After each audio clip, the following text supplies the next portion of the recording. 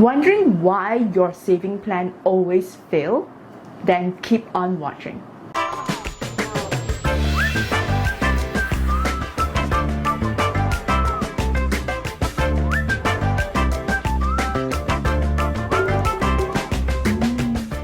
Welcome back everyone! If you're new here, our channel is all about money and self-development tips. So if you like to grow your money, feel free to subscribe down below. In this video, we will be sharing with you 5 reasons why your money saving plan always fails. Let's get into it. Number 1, you are not committed. You just don't put enough effort and plan. Just like every other goal you have, your motivation will sooner or later die out, and you'll be having second thoughts whether all this suffering, whether it is worth it or not. You're offering, we're not into it, don't care, couldn't care less. Goodbye. So in order to counter this, you must have a strong why.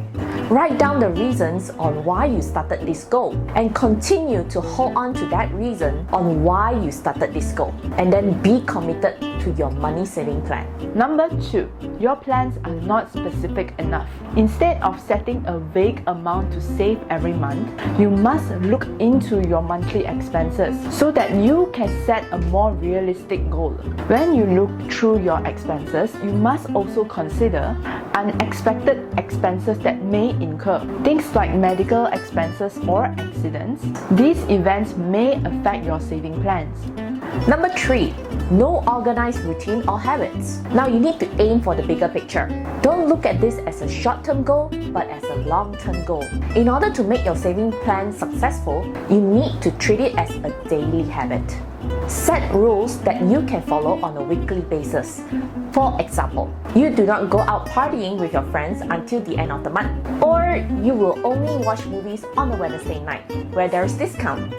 Set rules or routine that is easy to follow so that you can maintain these habits for the long run. If you have been watching so far, do share with us what other saving tips that has worked for you by commenting down below.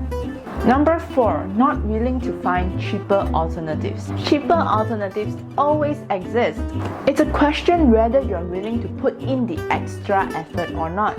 For example, food will always have cheaper alternatives. You can either spend on an expensive meal at a Japanese restaurant that costs more than 30 ringgit, or you can have economy rice that costs less than 10 ringgit. For myself, instead of buying an Americano at Starbucks for more than 10 ringgit every day, I bought the grinded coffee beans instead and brew it myself, which cost me only less than 5 ringgit. Number 5, not willing to accept change in your life. This is actually the most important part of your saving plan.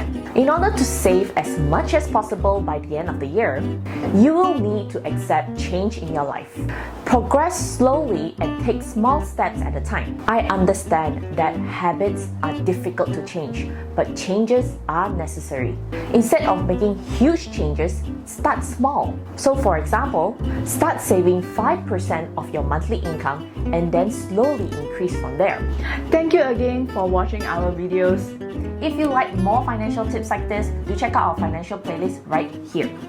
If you like our video so far, please do give it a big thumbs up, and if you have not subscribed to our channel, please do hit the subscribe button down below, and we'll see you next time. Bye!